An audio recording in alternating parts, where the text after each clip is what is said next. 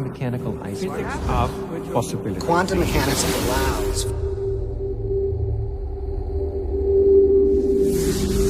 supreme mind.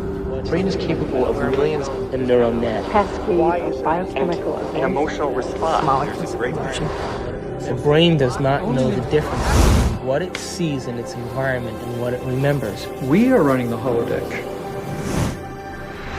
Whatever way we observe the world around us. So how can you continue to see the world as real if the self that is determining it to be real is intangible?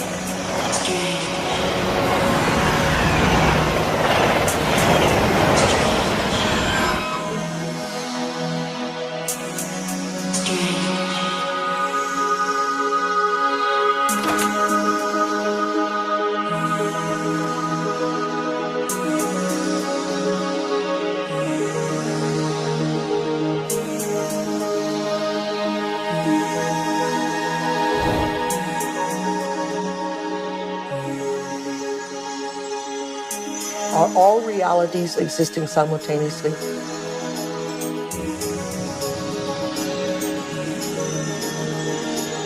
Is there a possibility that all potentials exist side by side?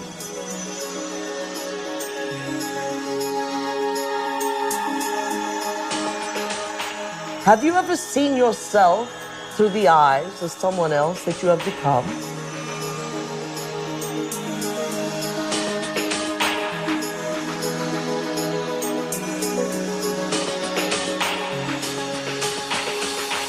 And looked at yourself through the eyes of the ultimate observer?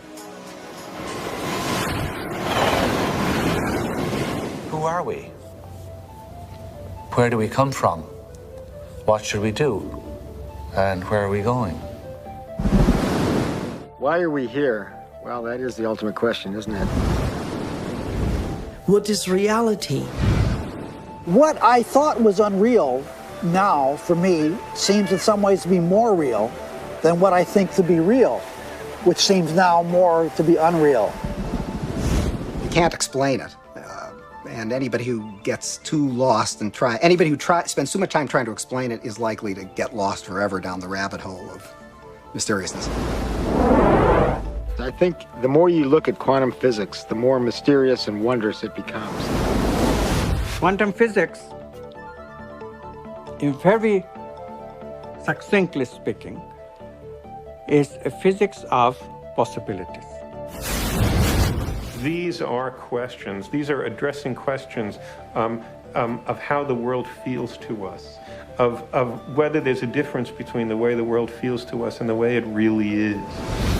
Have you ever thought about what thoughts are made of? I think some of the things we're seeing with the children today is a sign that the culture is in the wrong paradigm and not appreciating the power of thought. Every age, every generation has its built-in assumptions that the world is flat, or that the world is round, etc. There are hundreds of hidden assumptions, things we take for granted that may or may not be true. Of course, in the vast majority of cases, historically, these things aren't true.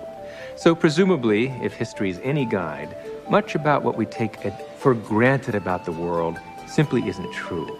But we're locked into these precepts without even knowing it oftentimes. That's a paradox. Modern materialism strips people of the need to feel responsible. And often enough, so does religion. But I think if you take quantum mechanics seriously enough, it puts the responsibility squarely in your lap, and it doesn't give answers that are clear-cut and comforting. It says, yes, the world is a very big place. It's very mysterious. Mechanism is not the answer, but I'm not going to tell you what the answer is, because you're old enough to decide for yourself. everyone a mystery? Is everyone an enigma? They most certainly are. Asking yourself these deeper questions opens up new ways of being in the world. It brings in a breath of fresh air. It makes life more joyful. The real trick to life is not to be in the know, but be in the mystery.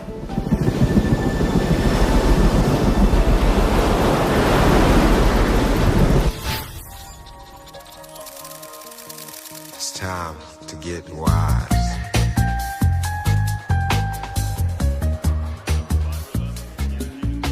Why do we keep recreating the same reality?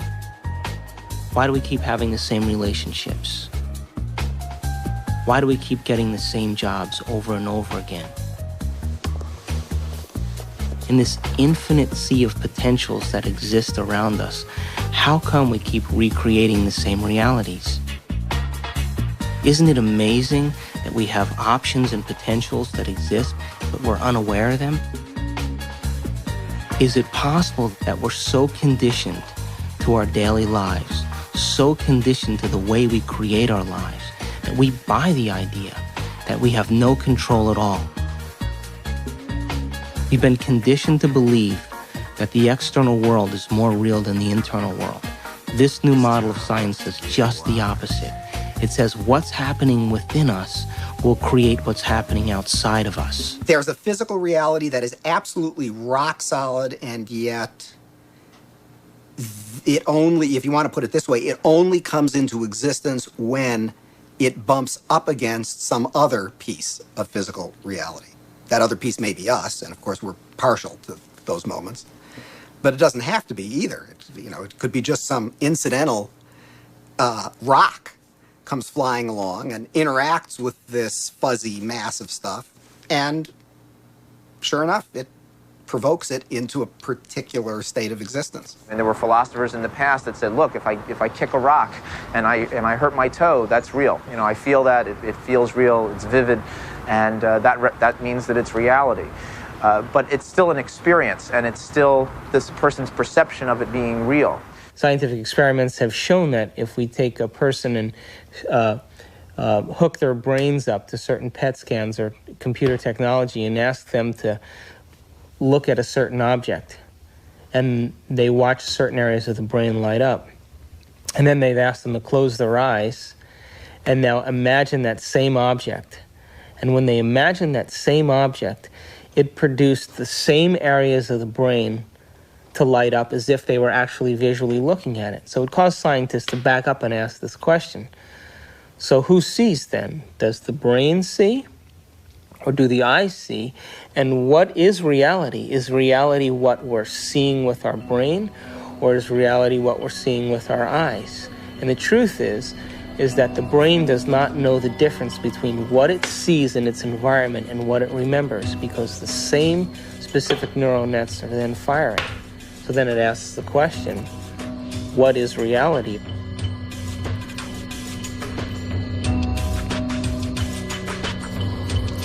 We're bombarded by huge amounts of information, and it's coming into our body, and we're processing it, coming in through our sense organs, and it's percolating up, and at each step we're eliminating information, and finally what is bubbling up to consciousness is the one that's the most self-serving. The brain processes 400 billion bits of information a second, but we're only aware of 2,000 of those. But our awareness of those 2,000 bits of information are just about the environment, our body, and about time.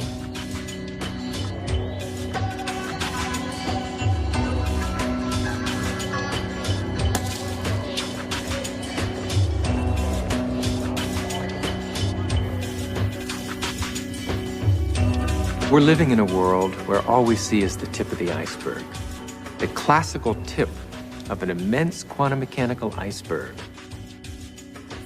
Hey, wow! You got a lot of shots to develop? No. Oh, bummer. Well, I'll catch you later.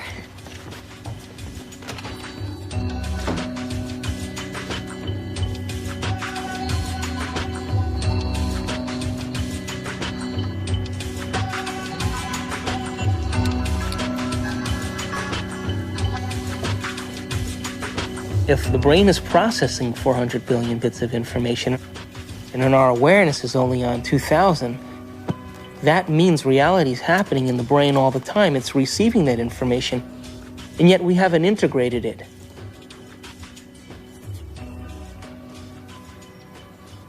The eyes are like the lens, but the tape that's really seeing is the back of the brain. It's called the visual cortex. It's right back here. It's like this camera, and it's tape. Did you know that the brain imprints what it has the ability to see? Now, this is important. For example, this camera is seeing a lot more around me than what is here, because it has no objection and no judgment.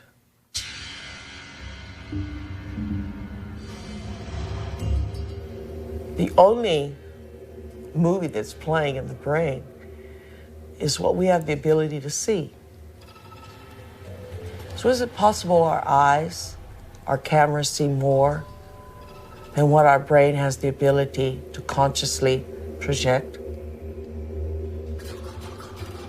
Well, the way our brain is wired up, we only see what we believe is possible. We match patterns that already exist within ourselves through conditioning. So a wonderful story that I believe is true is that when the Indians, the Native American Indians on the Caribbean islands, saw Columbus's ships approaching, they couldn't see them at all because it was so unlike anything they had ever seen before. They couldn't see it. When Columbus's armada landed in the Caribbean, none of the natives were able to see the ships, even though they existed on the horizon. The reason that they never saw the ships was because they had no knowledge in their brains or no experience that clipper ships existed. So the shaman starts to notice that there's ripples out in the ocean, but he sees no ship, but he starts to wonder what's causing the effect. So every day he goes out and looks and looks and looks, and after a period of time, he's able to see the ships. And once he sees the ships, he tells everybody else that ships exist out there because everybody trusted and believed in him. They saw them also.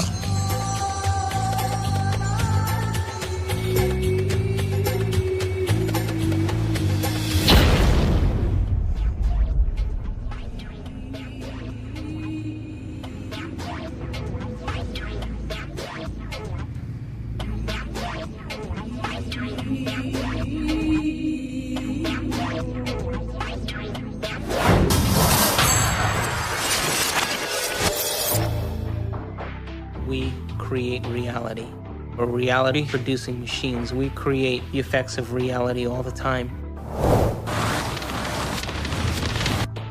We always perceive something after reflection in the mirror of memory. As far as whether or not we're just living in a big holodeck or not, it's a question that we don't necessarily have a good answer to. I think this is a big philosophical problem that we have to deal with in terms of what science can say about our world, because we are always the observer in science. So we are still always constrained by what is ultimately coming into the human brain that allows us to see and perceive the things that we do. So it is conceivable that all of this really is just a great illusion that we have no way of really getting outside of to see what is really out there. Your brain doesn't know the difference between what's taking place out there and what's taking place in here. There is no out there, independent of what's going on in here.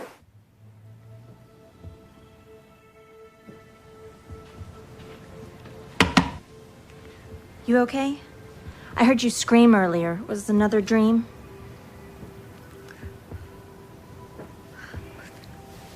You were an Indian, watching Columbus's ship materialize out of thin air. Wow. And this medicine man kept hitting you. Cool. Hey, maybe it was a past life or a parallel reality or a future life. Got weird. Or maybe that dream was trying to tell you the truth. I guess it just depends on what you think is real. Maybe you should try different anxiety pills. My pills are fine, okay? Thank you. I have to go get dressed. I hope you feel better, Amanda.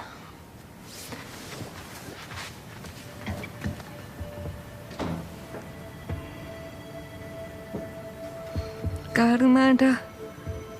I could be such an asshole.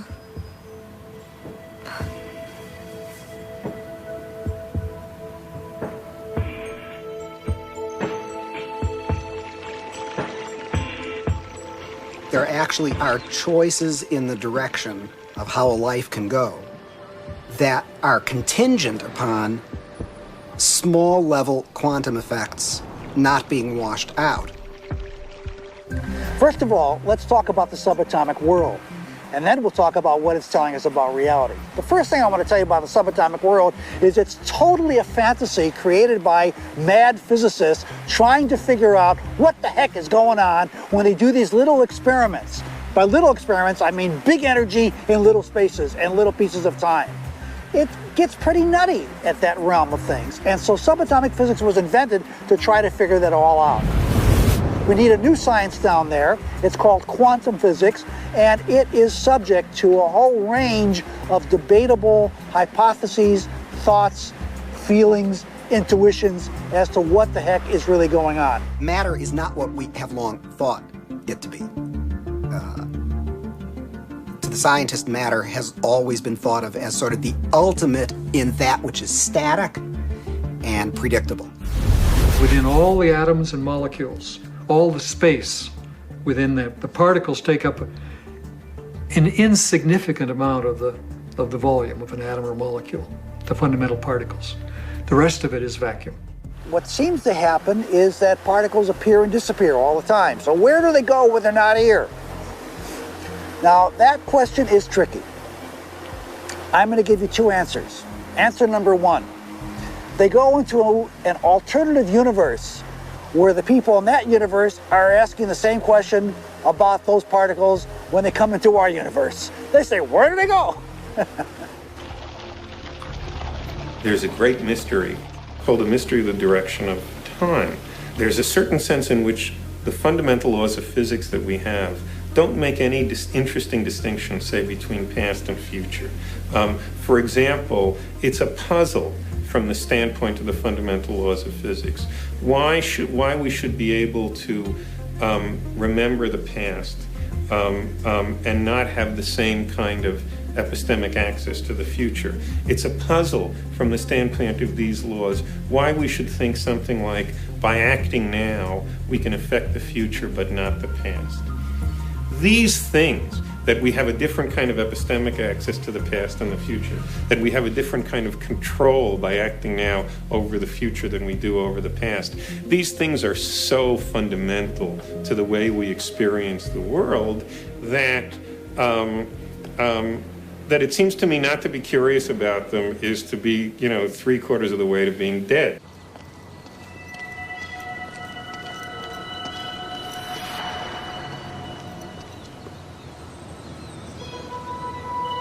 Want to shoot some hoops?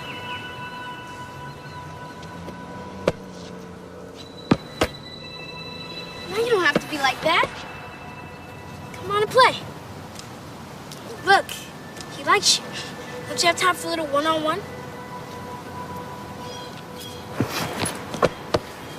How long has it been since you played? Come on, you got the ball. Take a shot. No, my lady, not from there. It's out of bounds. Gotta be on the court to be in play.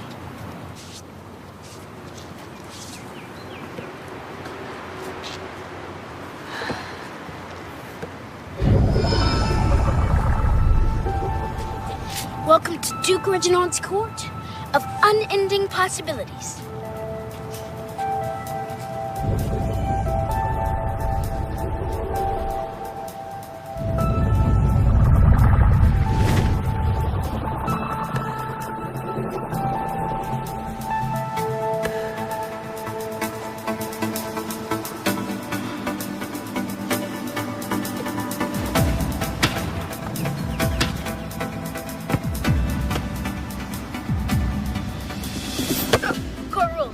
Gotta sink the last one. They're hurt. never touched you. And it's not solid. This ball is mostly empty. In fact, the universe is mostly empty.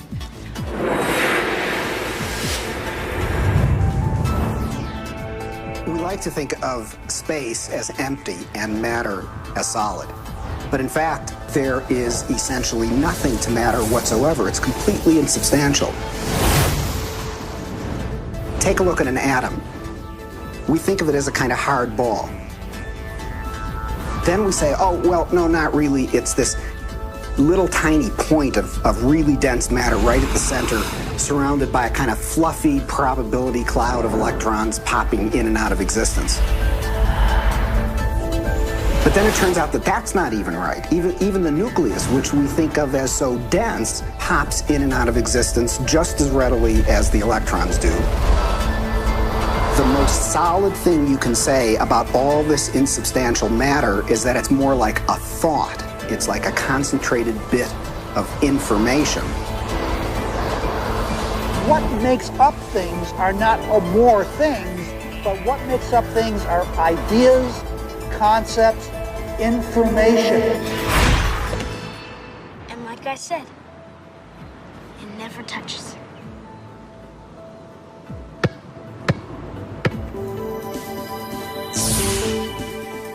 Those electrons build up a charge and push the other electrons away before they touch. So nobody touches nothing. Come on, put your stuff down. Nobody's gonna take it. Like I said, this is my court. It's no problem.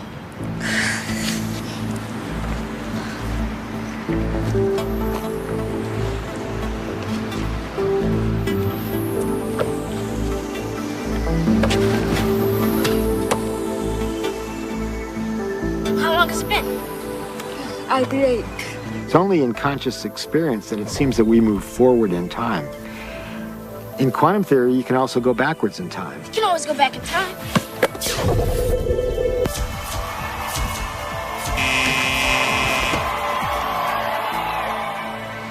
What's the matter? Remember, it's empty. How do you know this yet? I read Dr. Quantum comics. Everybody thinks it's just kid stuff, but I know it's real. That's how I do my magic on the court.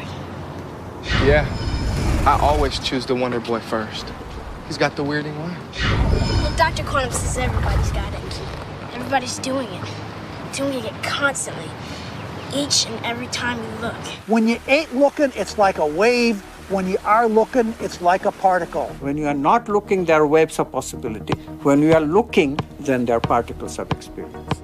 A particle, which we think of as a solid thing, really exists in a so-called superposition, a spread out wave of possible locations. And it's in all of those at once. The instant you check on it, it snaps into just one of those possible positions. Quantum superposition implies that a particle can be in two or more places or states simultaneously. And this is a very bizarre concept and one of the hallmarks of the quantum world. Superheroes use superposition, with the world being potential strips of reality. Until we choose. Heroes choose what they want. Being in many places at once, experiencing many possibilities all at once, and then collapsing on the one. The question is, how far down the rabbit hole do you want to go?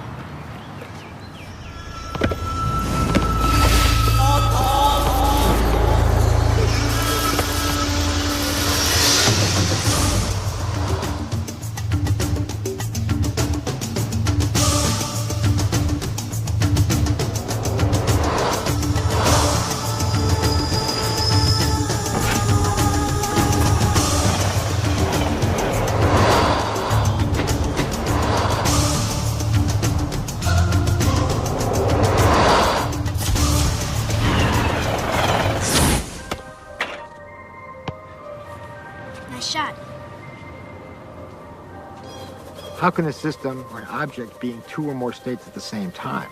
It's very easy. Instead of thinking of things as things, we all have a habit of thinking that everything around us is already a thing, existing without my input, without my choice. You have to banish that kind of thinking. Instead, you really have to recognize that even the material world around us, the chairs, the tables, the rooms, the carpet, camera included, all of these are nothing but possible movements of consciousness. And I'm choosing moment to moment out of those movements to bring my actual experience into manifestation.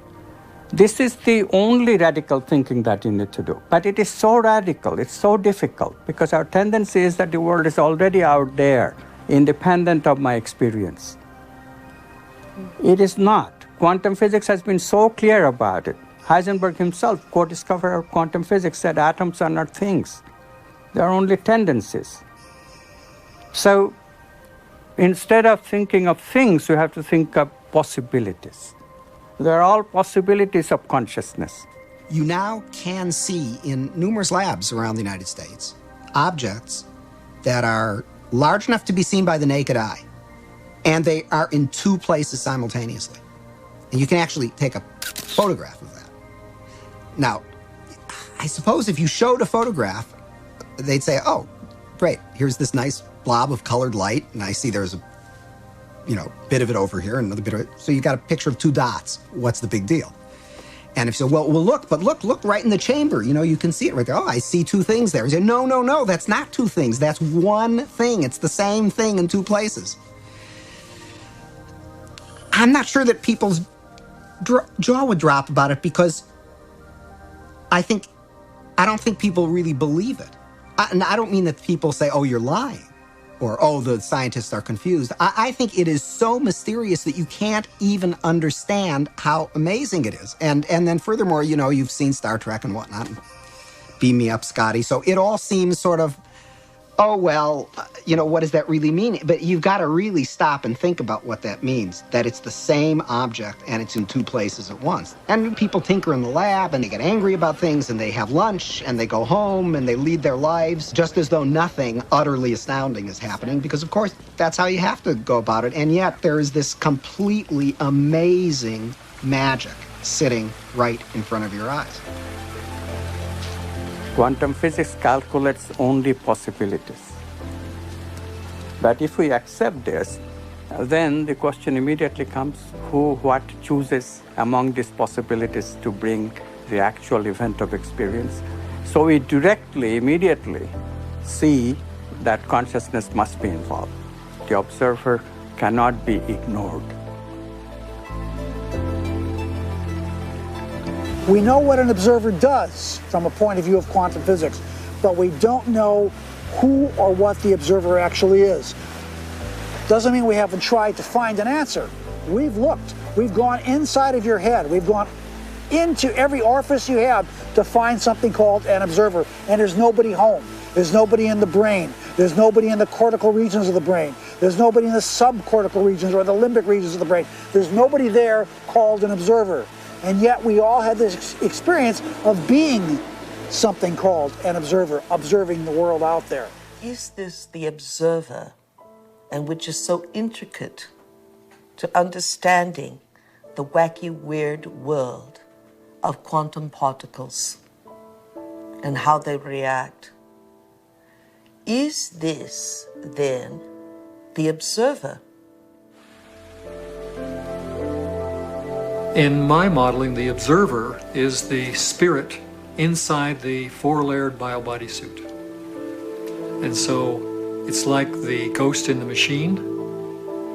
It is the consciousness that's driving the vehicle. And it is observing the surround. The four layers of the biobody suit have all kinds of sensory systems to pick up signatures from the surround.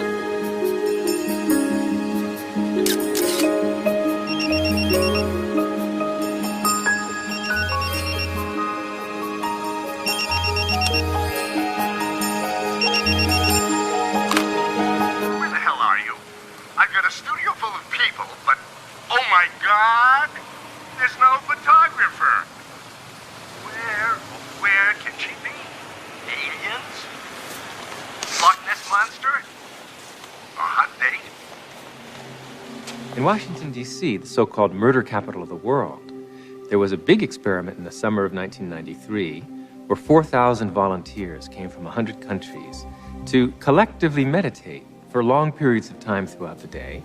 It was predicted in advance that with such a sized group, you would have a 25% drop in violent crime, as defined by the FBI, in Washington that summer. Well, the chief of police went on television saying that, look, it's going to take 2 feet of snow to reduce crime by 25% in Washington, D.C. this summer. But by the end, the police department became a collaborator and author of this study because the results, in fact, showed a 25% drop in violent crime in Washington, D.C., which we could predict on the basis of 48 previous studies that had already been done on a smaller scale. This leads naturally to wonder, are people affecting the world of reality that they see? You betcha they are. Every single one of us affects the reality that we see, even if we try to hide from that and play victim. We all are doing it. Just tell me where you are. Good. But hurry, will you, please, because these models are giving me a headache. 10 minutes!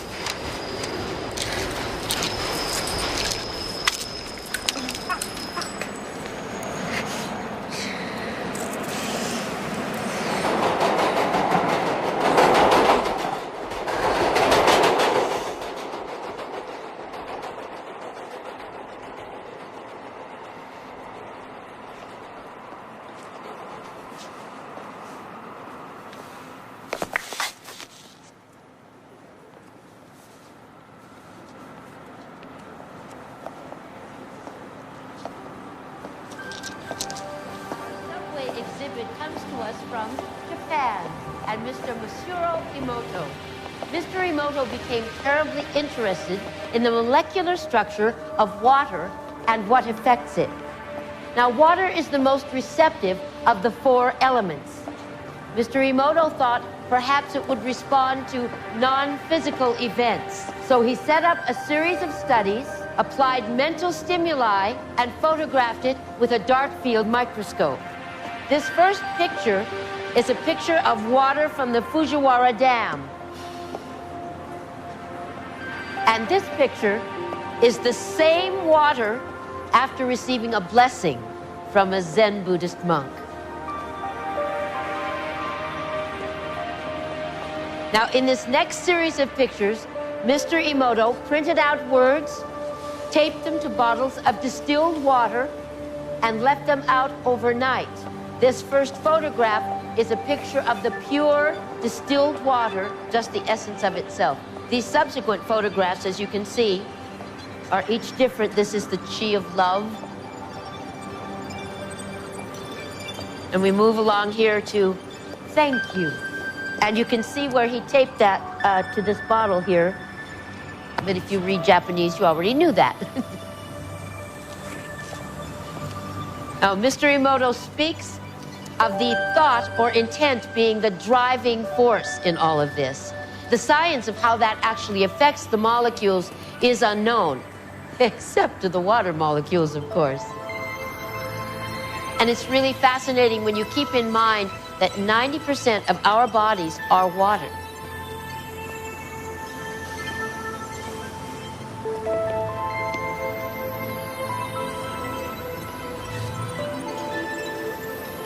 Makes you wonder, doesn't it?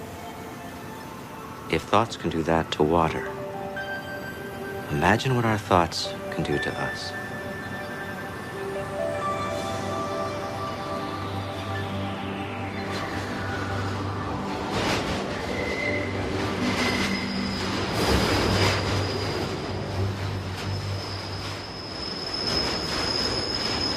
Absolutely, thought alone can completely change the body. Most people don't affect reality in a consistent, substantial way because they don't believe they can. They write an intention, and then they erase it because they think that's silly. I mean, I can't do that. And then they write it again, and then they erase it. So time average, it's a very small effect. And it really comes down to the fact that they believe they can't do it. If you accept with every rudiment of your being that you will walk on water Will it happen? Yes, it will. But you know, it's like positive thinking. It's a wonderful idea, positive thinking. But what it usually means is that I have a little smear of positive thinking covering a whole mass of negative thinking. So thinking positive is not really thinking positive. It's just disguising the negative thinking that we have. When we think of things, then we make the reality more concrete than it is. And that's where we become stuck. We become stuck in the sameness of reality. Because if reality is concrete, obviously I'm insignificant. I cannot really change it. But if reality is my possibility of consciousness itself, then immediately comes the question of how can I change it? How can I make it better? How can I make it happier? You see how we are extending the image of ourselves? In the old thinking, I cannot change anything because I don't have any role at all in reality. Reality is already there. It's material objects moving in their own way from deterministic laws. And mathematics determines what they will do in a given situation. I, the experiencer, have no role at all. In the new view, yes, mathematics can give us something. It gives us the possibilities that all these movements can assume, but it cannot give us the actual experience that I'll be having in my consciousness. I choose that experience. And therefore, literally, I create my own reality. It may sound like a tremendous bombastic claim by some new agey without any understanding of physics whatsoever, but really quantum physics is telling us that.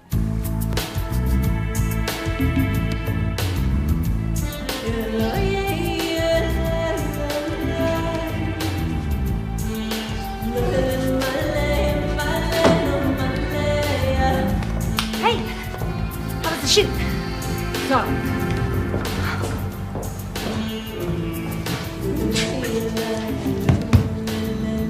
Your boss called. He's worried about you.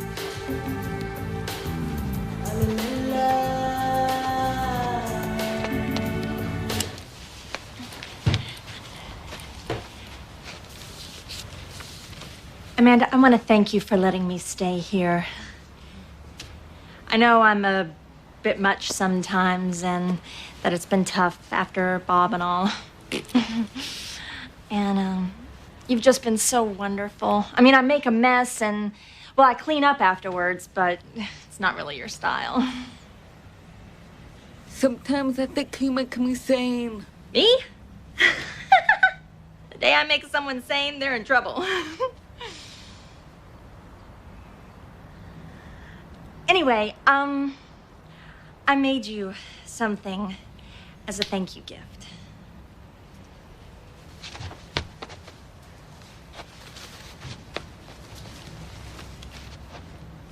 Open it.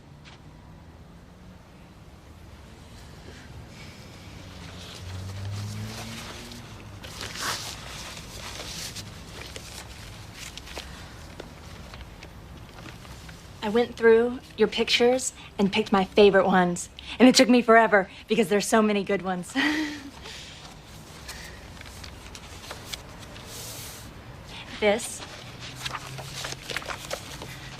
That's for all the wonderful photos you will be taking.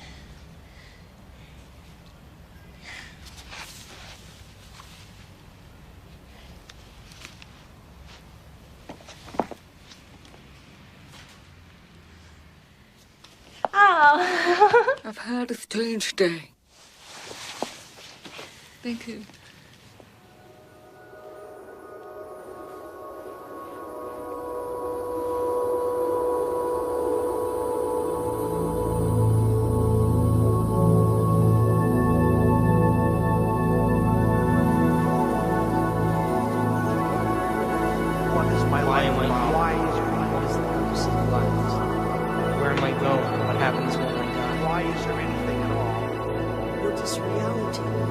It makes you wonder, doesn't it?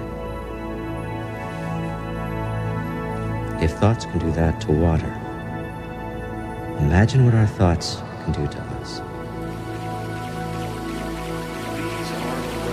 Reality ultimately comes down to our experience. ever thought about what thoughts are made of? Is there a substance of thought? I guess it just depends on what you think is real. The world being possible timelines of reality. Until we choose. Are all realities in the quantum field existing simultaneously? Addiction is something real, something that you can't stop. There literally are different worlds in which we live. There's the macroscopic world that we see. There's the world of our cells. There's the world of our atoms. There's the world of our nuclei. These are each totally different worlds. They have their own language. They have their own mathematics. They're not just smaller. Each is totally different. But they're complementary. Because I am my atoms. But I am also my cells. I'm also my macroscopic physiology. It's all true. They're just different levels of truth. The deepest level of truth uncovered by science and by philosophy is the fundamental truth of unity.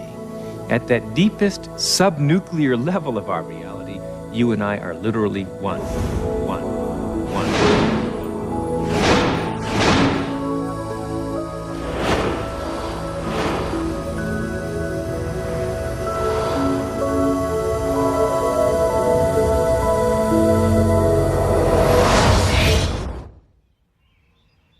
I wake up in the morning and I consciously create my day the way I want it to happen. Now, sometimes, because my mind is examining all the things that I need to get done, it takes me a little bit to settle down and get to the point of where I'm actually intentionally creating my day. But here's the thing, when I create my day, and out of nowhere, little things happen that are so unexplainable, I know that they are the process or the result of my creation. And the more I do that, the more I build a neural net in my brain that I accept that that's possible. It gives me the power and the incentive to do it the next day. In addiction, we have a supreme, beautiful opportunity to decipher the difference between our intangibility of our nobleness of character and the day-to-day business of how that character is revealed in a three-dimensional world through our bodies.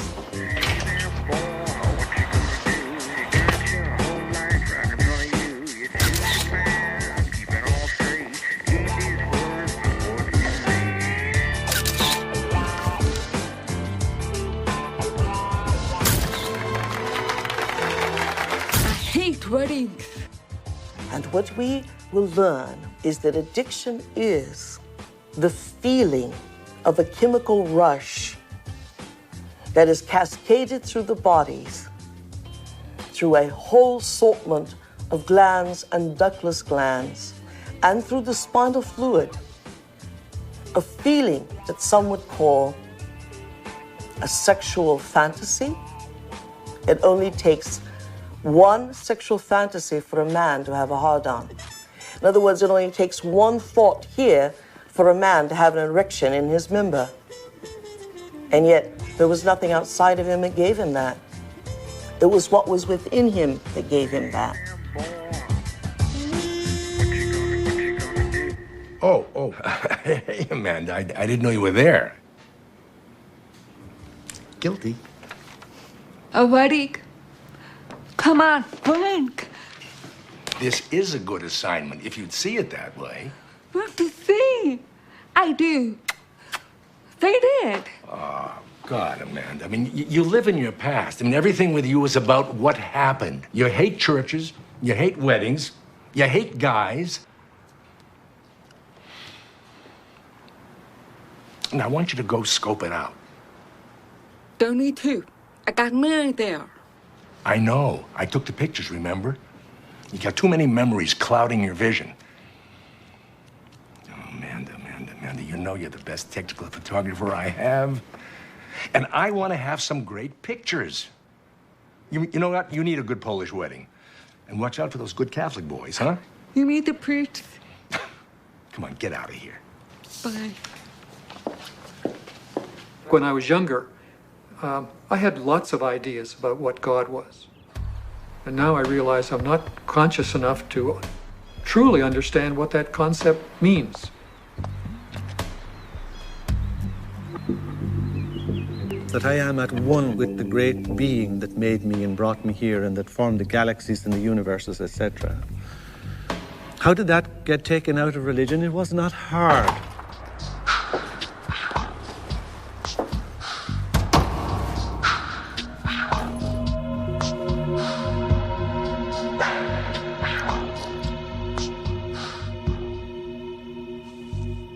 Most of the problems that religion and the various philosophical movements down through the centuries have produced have been errors because that's where they started.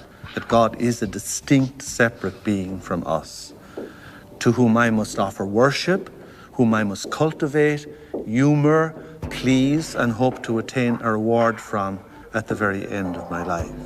That is not what God is. That is a blasphemy. God is such a broad thing, some parts of which, most of the parts of which that are associated with organized religion is something that I sort of recoil at and something that I think has done a lot of harm to the world, done harm to women, done harm to oppressed peoples, done harm to the World Trade Center.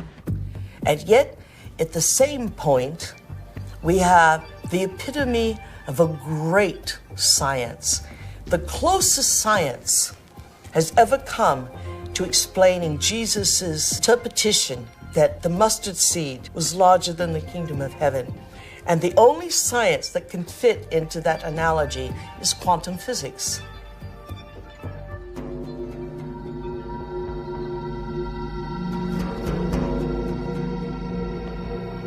Now, we have great technology from anti-gravity magnets and magnetic fields of zero-point energy. We have all that, and we still have this ugly, superstitious, backwater concept of God.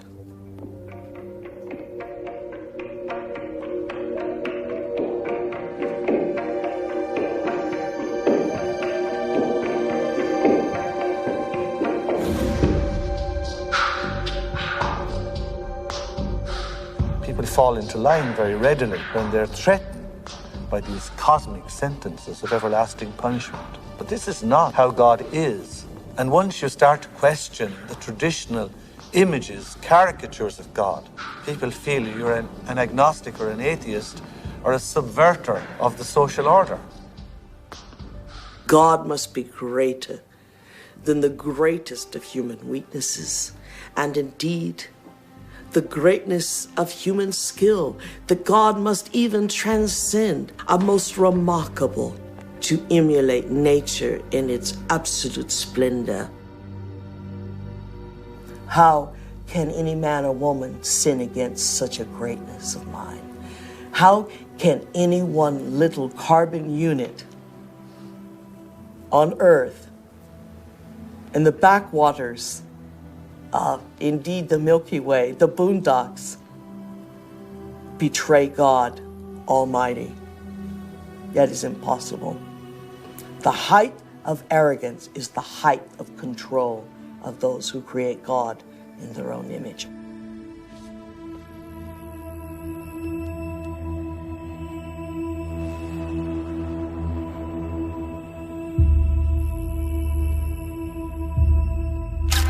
I now present to you Mr. and Mrs. Richard Buck Filipowski.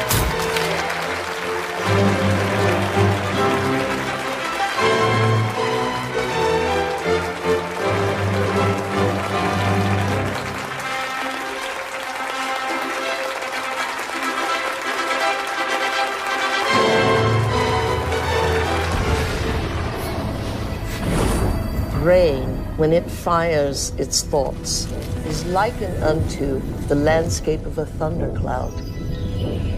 And the synaptic cleft is the sky between the storm and the earth receptor site. And you see this foreboding dark cloud boiling in the sky. And you see electrical impulses moving through it, veins of electric light, and then you see it hit the ground. brain looks like a thunderstorm when it is presenting a coherent thought. So no one has ever seen the thought. What they do see in neurophysics is that they see a storm raging around different quadrants of the brain. Those are areas that are mapped in the body and what the person must be responding to. A holographic image. Rage, murder, hate, compassion, love. The brain does not know the difference between what it sees in its environment and what it remembers, because the same specific neural nets are then firing. The brain is made up of tiny nerve cells called neurons. These neurons have tiny branches that reach out and connect to other neurons to form a neural net. Each place where they connect is integrated into a thought or a memory. Now, the brain builds up all its concepts by the law of associative memory. For example, ideas, thoughts, and feelings are all constructed and interconnected in this neural net, and all have a possible relationship with one another. The concept and the feeling of love, for instance, is stored in this vast neural net. But we build the concept of love from many other different ideas. Some people have love connected to disappointment. When they think about love, they experience the memory of pain, sorrow, anger, and even rage. Rage may be linked to hurt, which may be linked to a specific person, which then is connected back to love. We build up models of how we see the world outside of us. And the more information that we have, the more we refine our model one way or another. And what we ultimately do is tell ourselves a story about what the outside world is. Any information that we process, any information that we take in from the environment is always colored by the experiences that we've had and an emotional response that we're having to what we're bringing in. Who is in the driver's seat when we control our emotions or we respond to our emotions?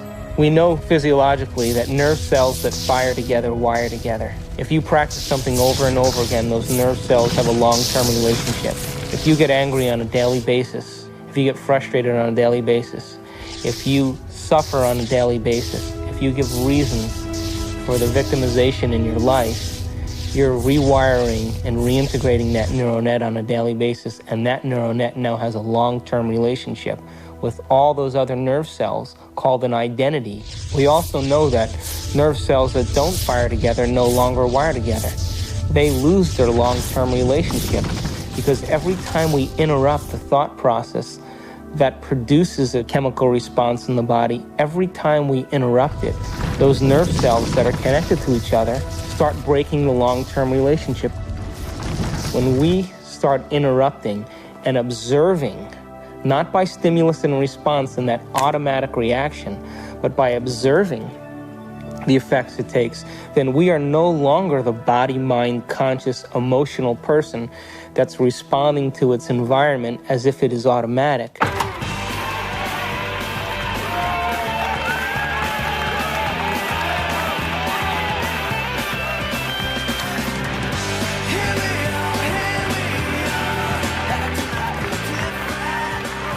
Does that mean emotions are good or emotions are bad?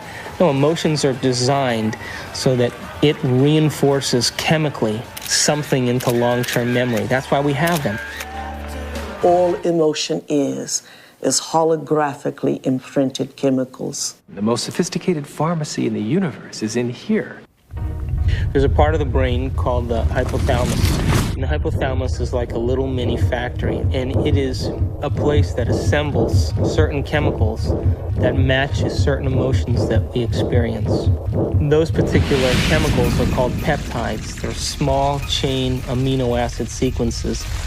The body's basically a carbon unit that makes about 20 different amino acids all together to formulate its physical structure. The body is a protein-producing machine. In the hypothalamus, we take small chain proteins called peptides, and we assemble them into certain neuropeptides or neurohormones that match the emotional states that we experience on a daily basis. So there's chemicals for anger, and there's chemicals for sadness, and there's chemicals for victimization, there's chemicals for lust, There's a chemical that matches every emotional state that we experience. And the moment that we experience that emotional state in our body or in our brain, that hypothalamus will immediately assemble the peptide that then releases it through the pituitary into the bloodstream. The moment it makes it into the bloodstream, it finds its way to different centers or different parts of the body. Now, every single cell in the body has these receptors on the outside. And one cell can have thousands of receptors studying its surface, kind of opening up to the outside world.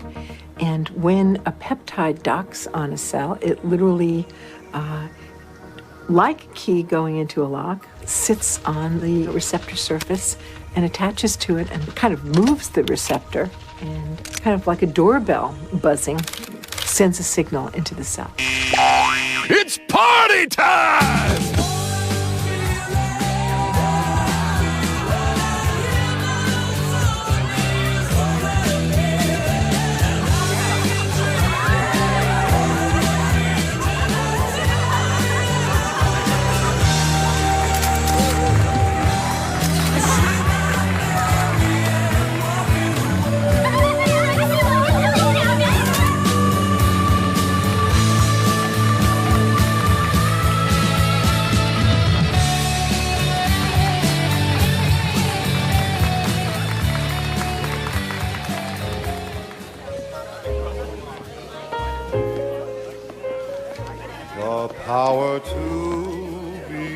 What happens in adulthood is that most of us who've had our glitches along the way are operating in an emotionally detached place, or we're operating as if today were yesterday. What is it? Mixed.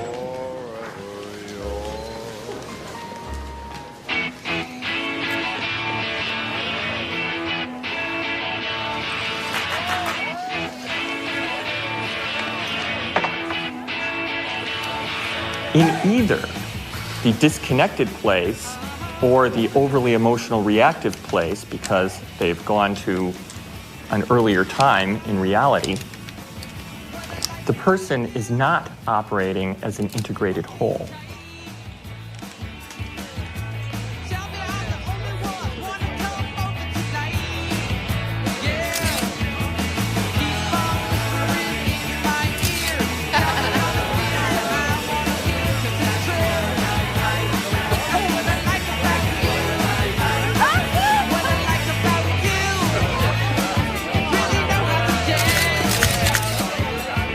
Along the outside of the cell are these billions of receptor sites that are really just receivers of incoming information. A receptor that has a peptide sitting in it changes the cell in many ways. It sets off a whole cascade of biochemical events, some of which wind up with changes in the actual nucleus of the cell. Hi, when I grew up, I want to become a photographer just like you. Oh. Got any tips? Take that picture. Thanks.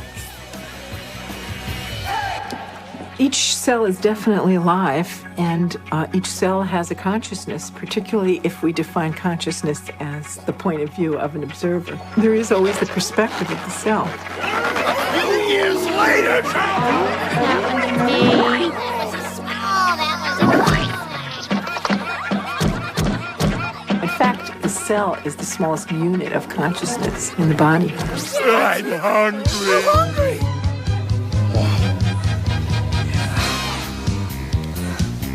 Oh yeah! We've commandeered an entire serving platter!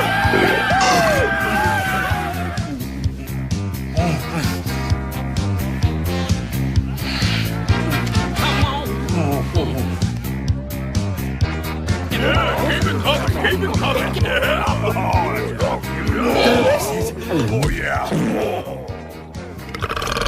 Well, my definition of an addiction is something really simple. Something that you can't stop. Oh, make me suffer, please. It hurts.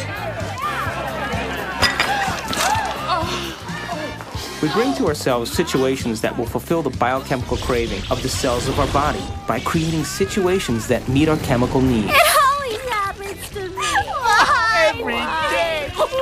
addict will always need a little bit more in order to get a rush or a high of what they're looking for chemically. Don't tell me to calm down. You're always bossing me around. So my definition really means that if you can't control your emotional state, you must be addicted to it. Oh, I knew this was going to happen. That's not what we agreed upon. You're not going to screw me. Why don't you read the contract, You dear? won't do anything about it, so I No, will. ma'am. Don't dip your half-eaten shrimp back into the cocktail sauce. Screw you and your health codes. I am the bride's sister. I'll stick my ass in the cocktail sauce if I damn well please. Come on. I want you to get out there and serve and make sure everybody has a full glass. Fun. Listen, you won't do anything about it, so you won't do Chocolate just like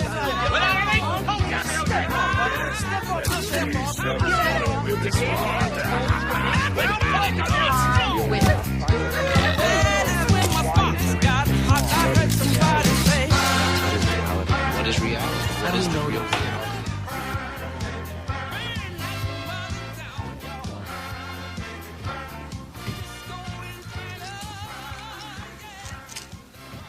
So how can anyone really say they're in love with a specific person, for example?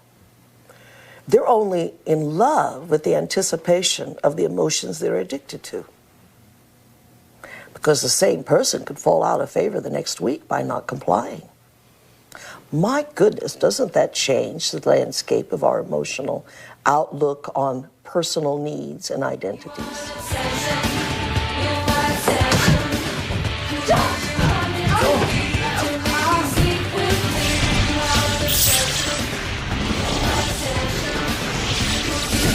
Oh, yeah.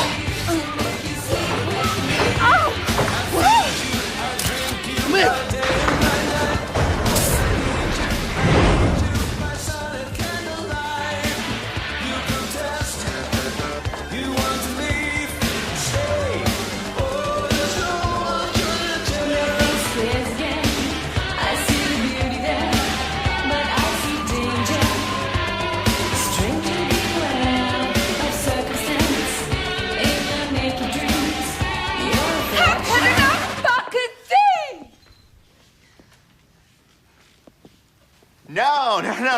No. You got the punchline wrong. It's a photographer's joke. Go on about your music.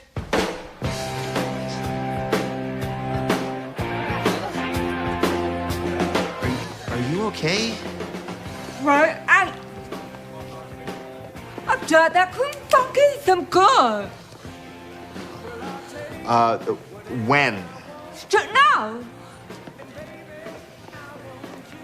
I was with the groom. Hey, I can read it. I'm sorry. I was with the groom just now. Yeah, he loves Paulette. Where?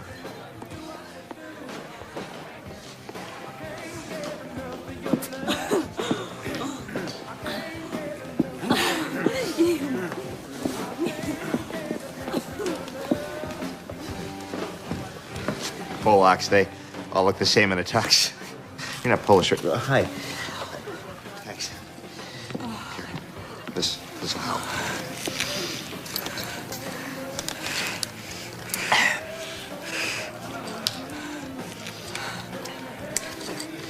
Oh, thank you.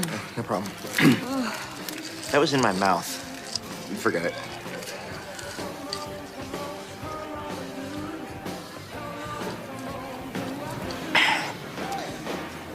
So, what's your name?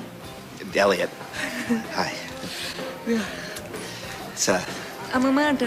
Hey, Amanda. I should have asked you what your name. You photograph a lot of weddings? I hate it. I'm doing the thing again with my hands. I'm sorry. We are emotions, and emotions are us. Again, I can't separate emotions. When you consider that every aspect of your digestion, every sphincter that opens and closes, every group of cells that come in for nourishment and then moves out to heal something or repair something, those are all under the influence of the molecules of emotion. I mean, it's this total buzz. So you ask if emotions are bad. Emotions are not bad. They're life. They color the richness of our experience. It's our addiction that's the problem.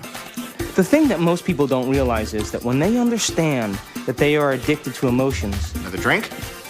It's not just psychological. It's biochemical. Think about this. Heroin uses the same receptor mechanisms on the cells that our emotional chemicals use. It's easy to see then that if we can be addicted to heroin, then we can be addicted to any neuropeptide, any emotion. To the groom! To the groom. Woo!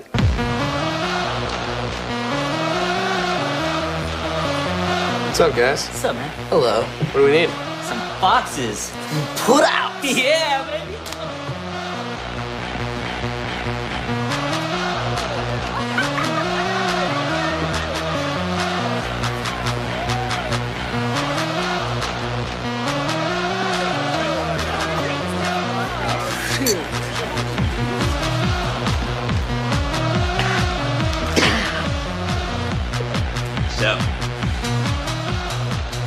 The relevant search command that's going on is related to finding a certain emotional state.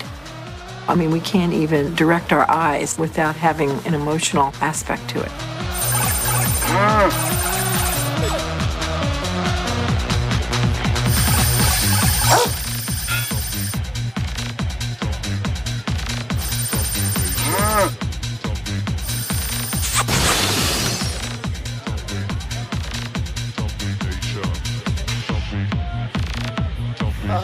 Oh, gosh.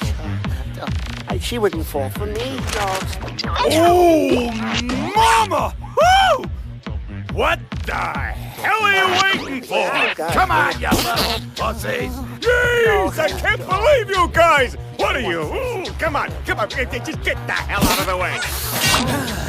Hi there, honey! Come on, baby, you know you want it. Oh, don't give me that look.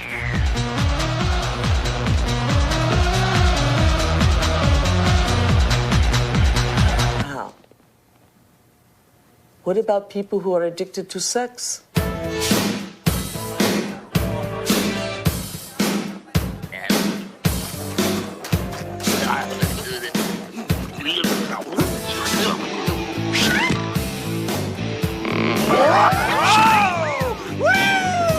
Hello there, big boy. Is there a rocket in your pocket, or are you just happy to see me?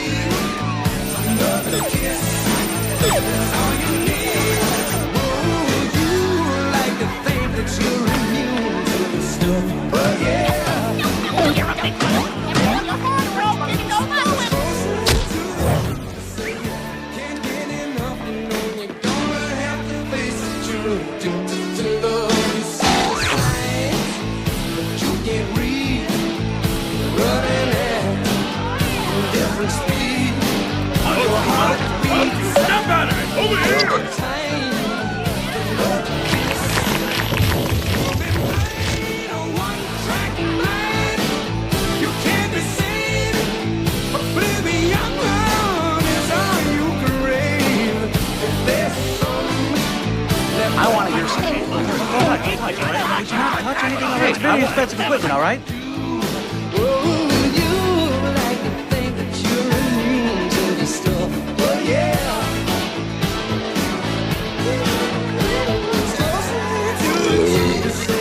I want to hear some polka music, okay? I'm gonna play some people want to hear some I know polka we're gonna music. play You can't have a Polish wedding without polka music!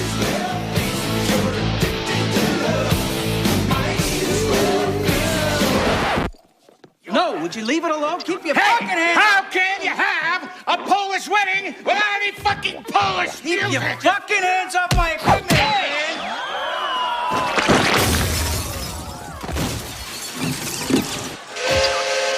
Like I said before, it ain't a Polish wedding without a polka!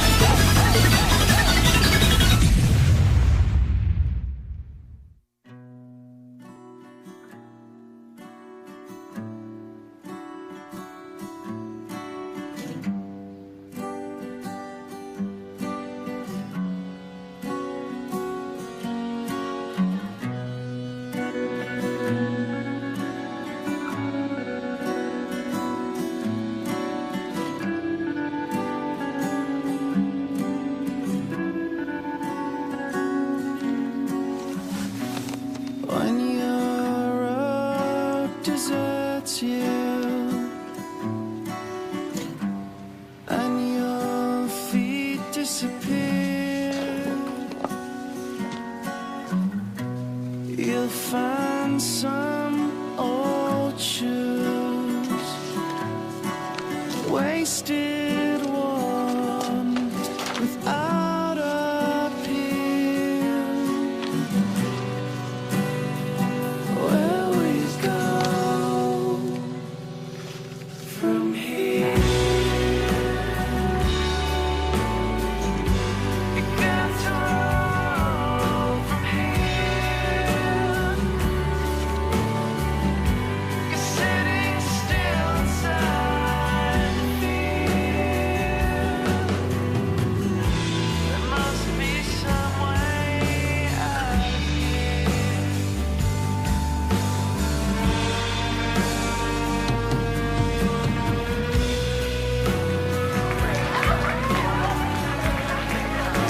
Our mind literally creates our body. So it all starts in the cell.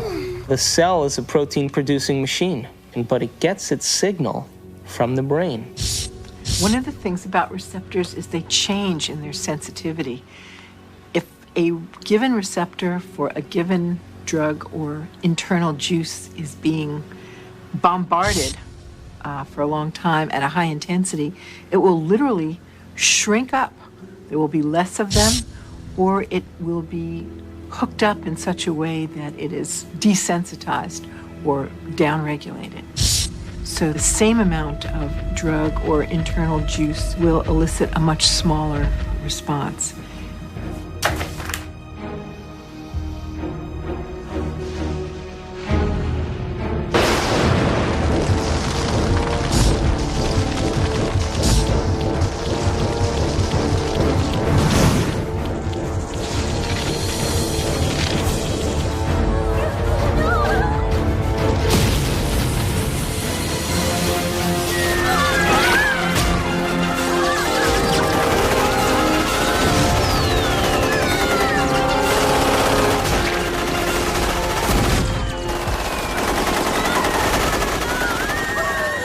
If we're bombarding the cell with the same attitude and the same chemistry over and over again on a daily basis, when that cell finally decides to divide, when it produces a sister cell or a daughter cell, that next cell will have more receptor sites for those particular emotional neuropeptides and less receptor sites for vitamins, minerals, nutrients, fluid exchange, or even the release of waste products or toxins. Now, all aging is a result of improper protein production. What happens when we age? Our skin loses elasticity. Well, elastin is a protein. What happens to our enzymes? We don't digest as well. What happens to our synovial fluid? Those are proteins. They become brittle and stiff. What happens to our bones? They become thin. So all aging is a result of improper protein production. So then the question arises, does it really matter what we eat? And does nutrition really have an effect if the cell doesn't even have the receptor sites after 20 years of emotional abuse to even receive or to let in the nutrients that are necessary for its health?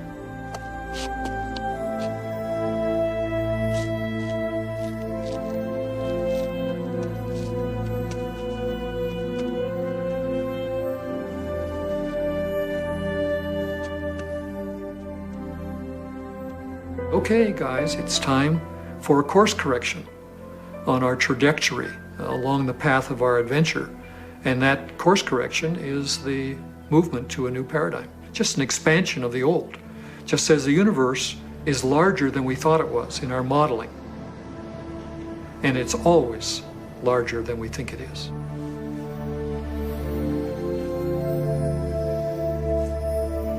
I hate you.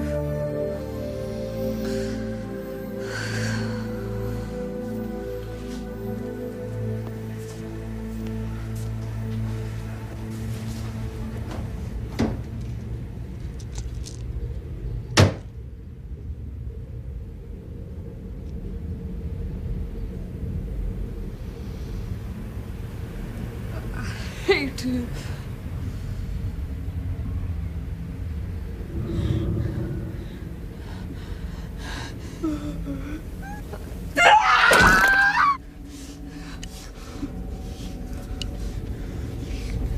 You idiot!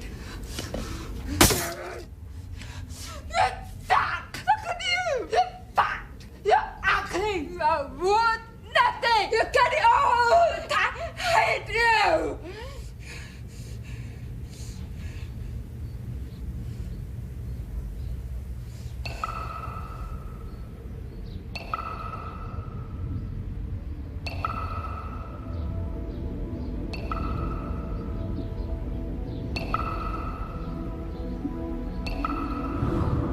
It makes you wonder, doesn't it?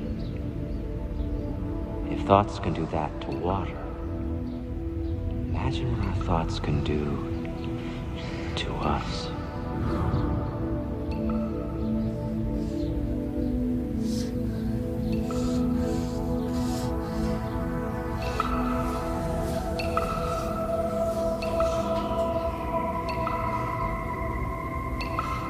No one has ever came along and ever given you sufficient, intelligent knowledge about your beautiful self, how you work from the inside out.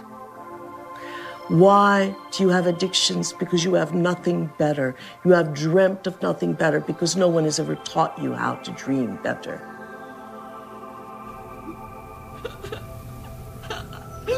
Do I think that you are bad? I don't think you're bad. Do I think you're good? I don't think you're good either. I think you're God.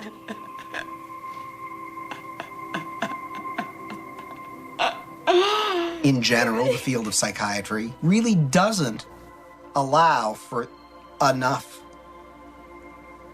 freedom of action on people's part, meaning an awful lot of problems, not all of them to be sure, but an awful lot of problems that get labeled as psychological problems really amount to people making rotten choices. And they ought to be instructed to make different ones. Can I? Wow.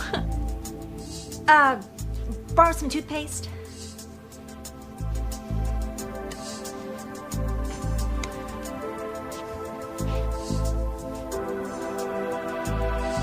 Thanks.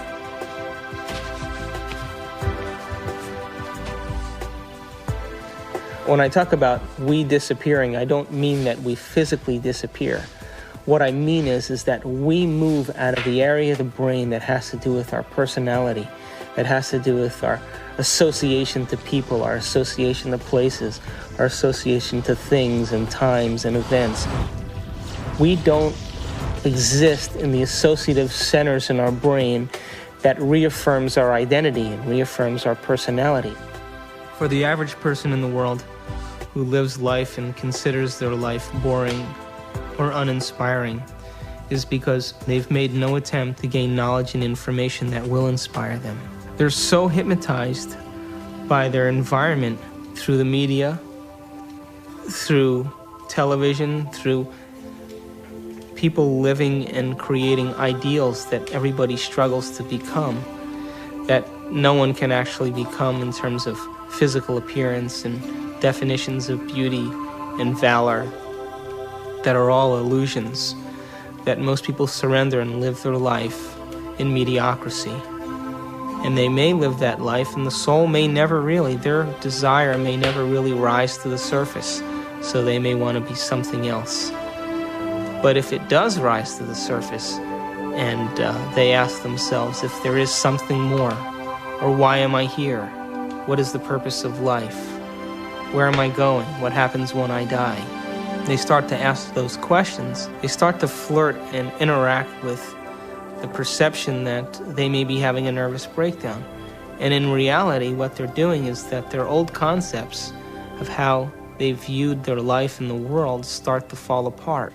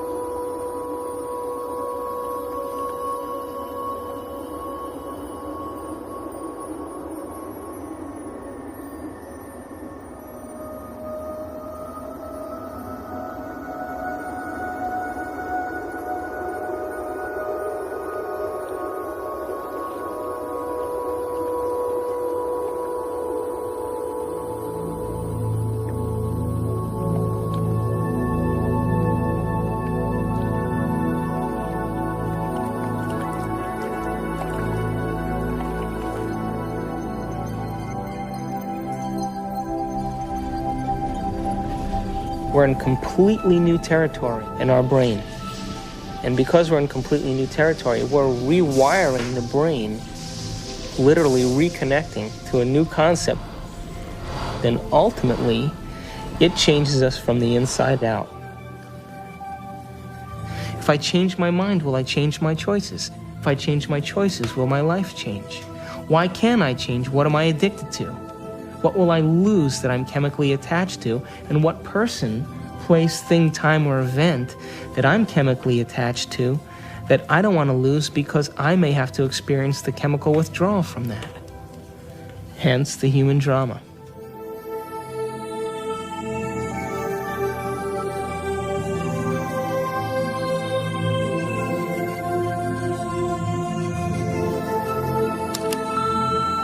Amanda, it's Bob, and I'm just calling to say I hope that you can come tonight. I really want to see you. I really want to talk to you. I know we can work things out.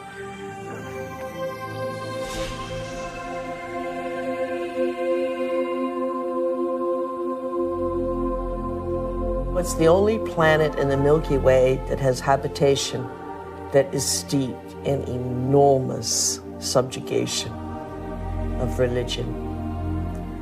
You know why that is? Is because people have set up right and wrong. If I do this, I'm going to get punished by God. If I do the other thing, I'm going to get rewarded. This is a really poor description that tries to map out a path in life for us to follow, but with deplorable results, because there really is no such thing as good or bad. We're judging things far too superficially that way. Does that mean you're in favor of sin and licentiousness and depravity? No. It simply means that you need to improve your expression and understanding of what you're dealing with here. There are things that I do, and I know they'll evolve me. There are other things that will not evolve me. But it's not good or bad. And there's no God waiting to punish you because you did one or the other. There is no God condemning people. Everyone is God's. At the same time, God is the sort of placeholder name for those parts of our experience of the world which are somehow transcendent, somehow sublime. I have no idea what God is. And yet I have an experience that God is. There is something very real about this presence called God. Although I have no idea how to define God, to see God as a person or a thing, I can't seem to do it. It's kind of like asking a human being to explain what God is similar to asking a fish to explain the water in which the fish swims. God is a superposition of all the spirit from all things. You are a God in the making, and you have to walk this path. But someday, you have to love the abstract as much as you love the condition of addiction. The only way that I will ever be great to myself is not what I do to my body, but what I do to my mind.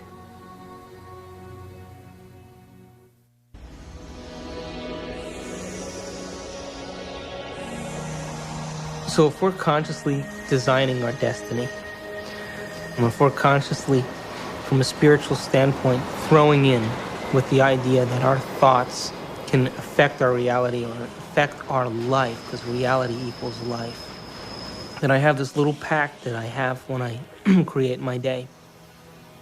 I say I'm taking this time to create my day, and I'm infecting the quantum field.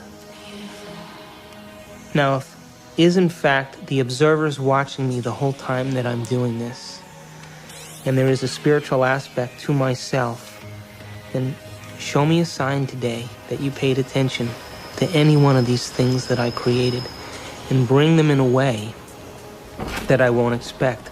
So I'm as surprised at my ability to be able to experience these things and make it so that I have no doubt that it's come from you.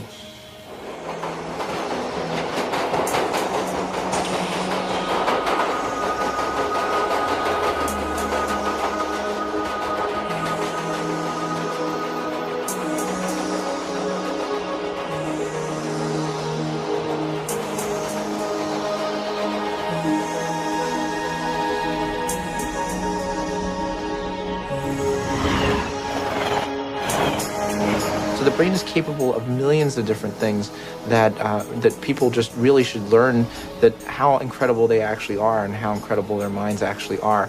And that not only do they have this unbelievable thing within their head that can do so many things for them and can help us learn and can actually change and adapt, and it can make us something better than what we actually are, and it can actually help us to transcend ourselves. That there may be some way that it can actually take us to a higher level of our existence, where we can actually understand the world in a deeper way, where we can understand our relationship to things and people in a deeper way, and we can ultimately make more meaning for ourselves in our world. We can show that there's a spiritual part of our brain, but it's a part that we all can have access to, and it's something that we can all do.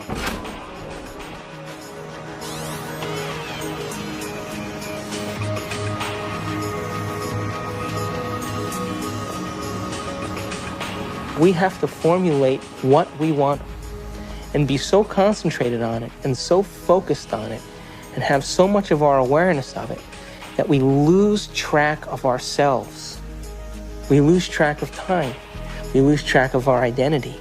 And the moment we become so involved in that experience that we lose track of ourselves, we lose track of time, that picture is the only picture that's real. And everybody's had that experience when they've made up their mind that they've wanted something. That's quantum physics in action. That's manifesting reality. That's the observer in full effect. Your consciousness influences others around you. It influences material properties.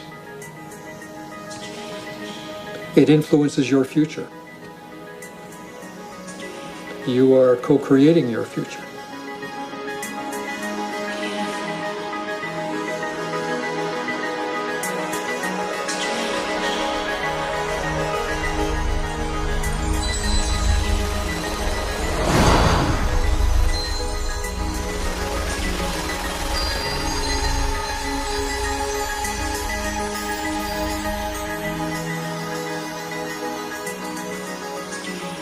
Show me a sign today that you paid attention to any one of these things that I created and bring them in a way that I won't expect.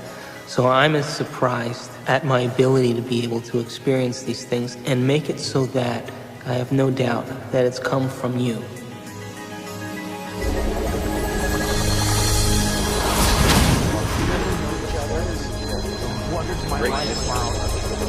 Consciousness is related to something fundamental.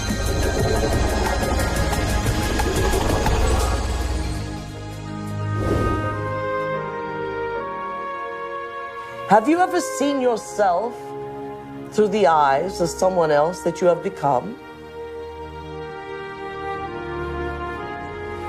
What an initiation.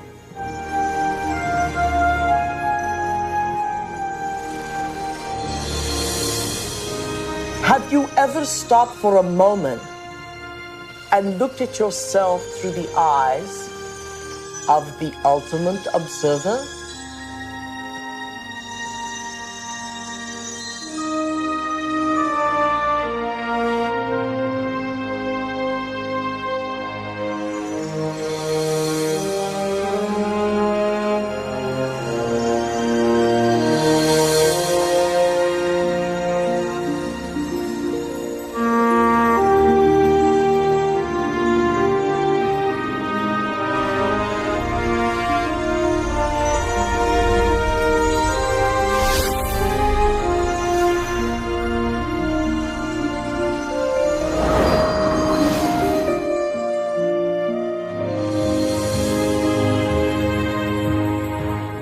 I am much more than I think I am. I can be much more even than that. I can influence my environment with people. I can influence space itself. I can influence the future. I am responsible for all those things. I and the surround are not separate. They're part of one. I'm connected to it all. I'm not alone.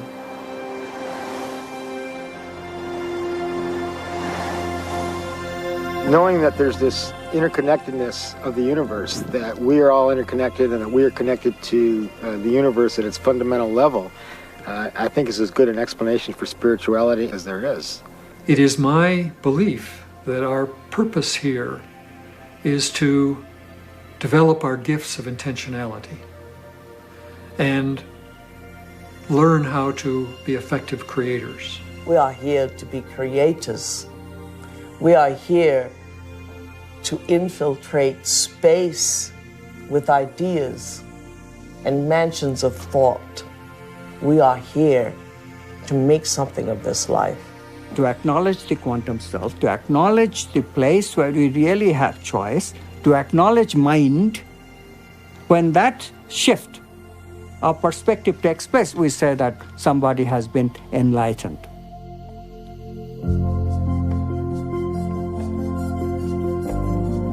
Quantum mechanics allows for the intangible phenomenon of freedom to be woven into human nature.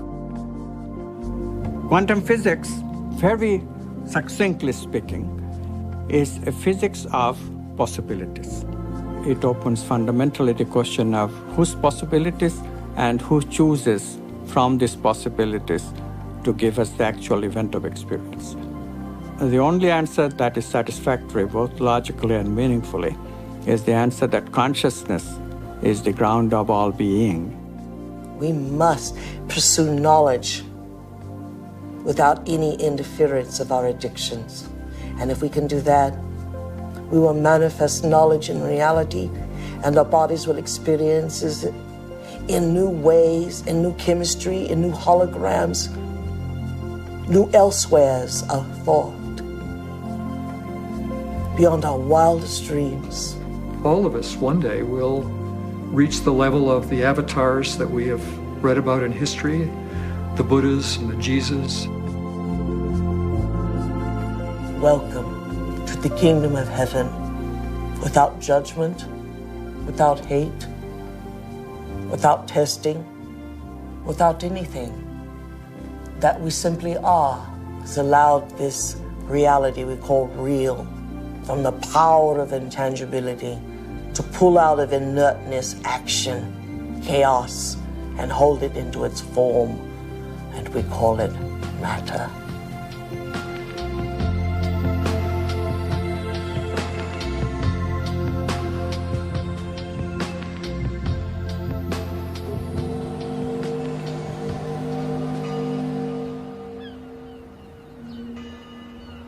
How can we measure the effects? We get to live our life and see then if somewhere in our lives something's changed. And then if it has changed, we become the scientists to our life, which is the whole reason why we're here.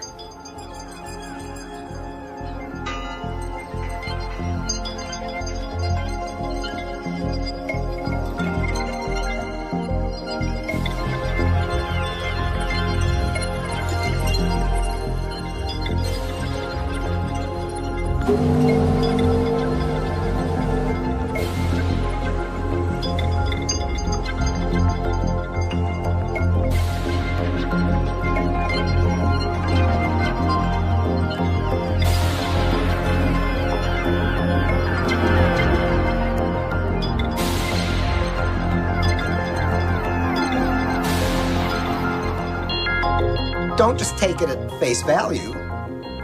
Test it out and see whether it's true.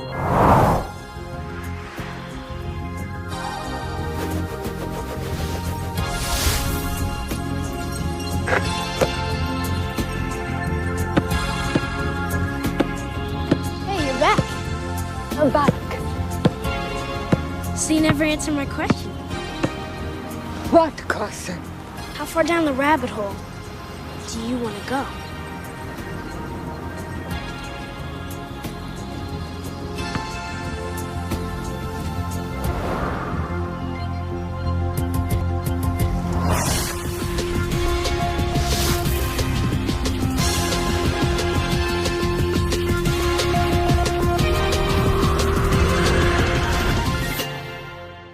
Ponder that for a while.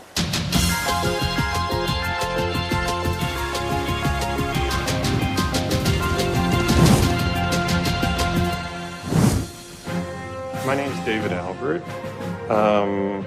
I got a PhD in theoretical physics. I studied biochemistry at Rutgers University, and then went to chiropractic college at Life University in Atlanta, Georgia. My postgraduate training is in anatomy and physiology, neurochemistry, neurophysiology, and genetics. I study quantum physics. I sometimes teach it. I have written a book on quantum physics and many books explicating the meaning of quantum physics. After my PhD from Harvard, I went to CERN, the European Laboratory for Particle Research, and then joined faculty at Stanford. And my work there has been the development of unified quantum field theories. I have about 100 publications in this area, but perhaps I'm best known for the discovery of supersymmetric flipped SU5 grand unified field theory.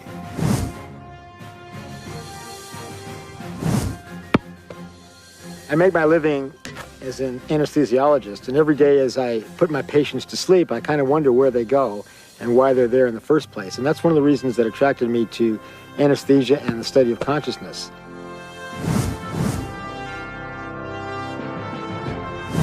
My name is Micheál Ledwith, and for most of my life I was a professor of theology.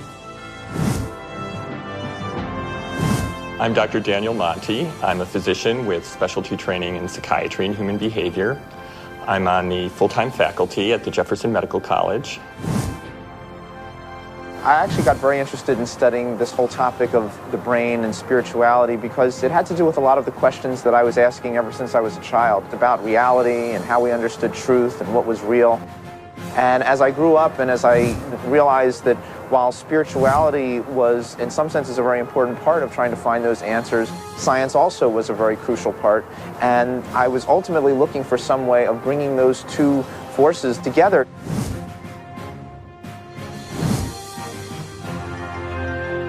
Well, my name is Candace Pert, and I'm a professor at Georgetown in the medical school. Here we are actually filming great thinkers. Everyone in this room is a great thinker. Now that we got them thinking, that's always a trick, isn't it? I should make it clear that I'm a graduate student in physics. I'm not a full-fledged theoretical physicist yet. But if fortune smiles on me and I continue to work like a dog on my problem sets and exams and whatnot, eventually what I hope to do with this is to apply fundamental quantum theory to quantum information processing. So I decided, well, if I gave up being department chairman, and if I gave up all my professional committees, and I gave up all my government committees, I would have a block of time that I could put to work. Of course, I give up all my power positions, but you have to sacrifice something. I had to keep my day job because my family needed to be fed.